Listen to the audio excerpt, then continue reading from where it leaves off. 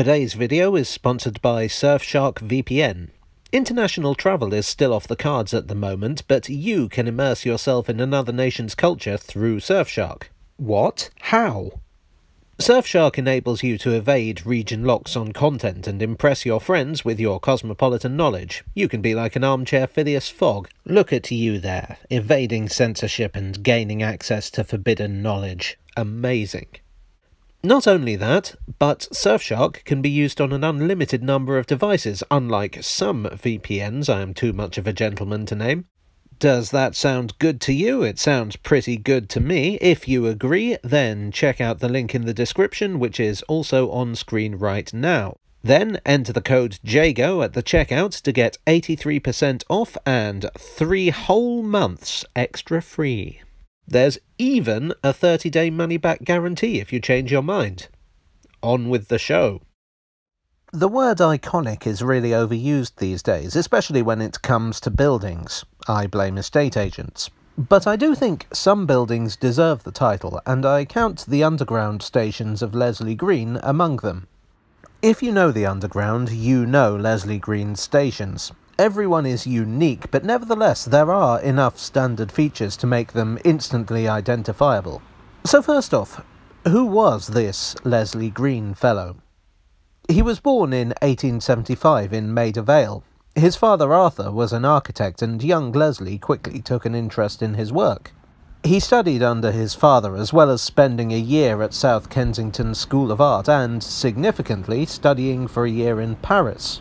Paris in the 1890s was a major centre for the increasingly popular style known as Art Nouveau, which would prove very significant for young Leslie's career. At the age of 22, after designing a number of buildings for his father's firm, Leslie decided to strike out on his own and started his own practice. While he wasn't short of work, he wasn't exactly a celebrity architect. That was about to change thanks to events in Chicago. A somewhat shady transport magnate named Charles Tyson Yerkes had decided the town was getting a bit too hot for him, if you know what I mean, and moved to London. While there, he took an interest in some of the proposed underground railways.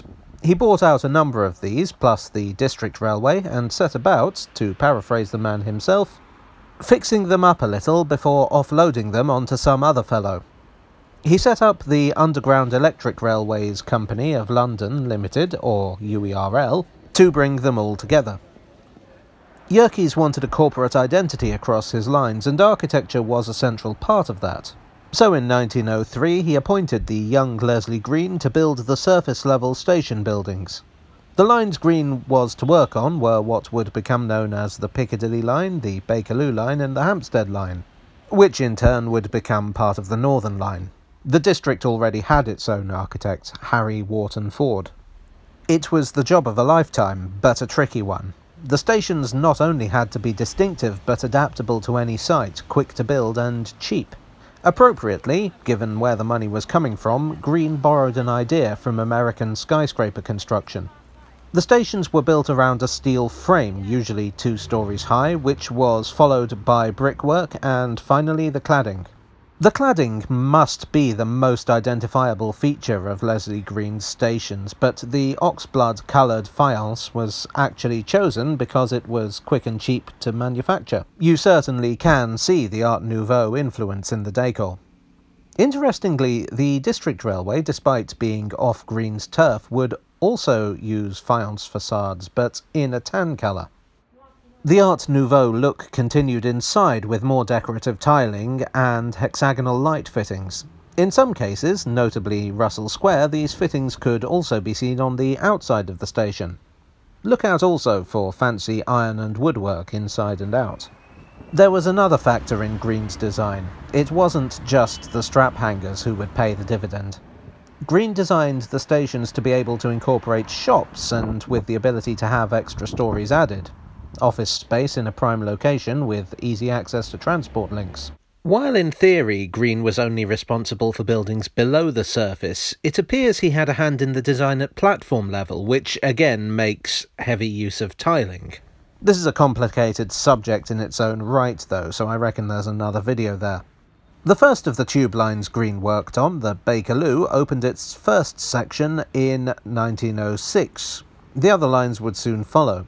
The talented young architect's innovative designs and hard work had paid off. In 1907, Green would be made a Fellow of the Royal Institute of British Architects. But all this came at a cost. Green began to suffer ill health, and at the very height of his achievements he was forced to resign. Evidently, UERL were pleased with his work because they paid him considerably above the amount he was due, as he had put a lot more work in than his contract warranted. They also made him consulting architect. Perhaps they hoped he would return when his health improved, but sadly it wasn't to be. In 1908, at the age of just 33, Green died of tuberculosis. He was succeeded by his assistant, Stanley Heaps, who, ironically, would go on to design the station at Maida Vale, Green's birthplace. Green's career was short, but for the time he had, few could be said to have had a greater impact on the look of London. Tower Bridge and the Houses of Parliament are all very well, but if you want a building to represent the city, I'll nominate any of his stations any day. I hope you enjoyed this glazed tale from the tube. If you did, please do hit the like button and subscribe and hit the bell icon for more. Do you have a favourite Leslie Green station? Let me know in the comments section.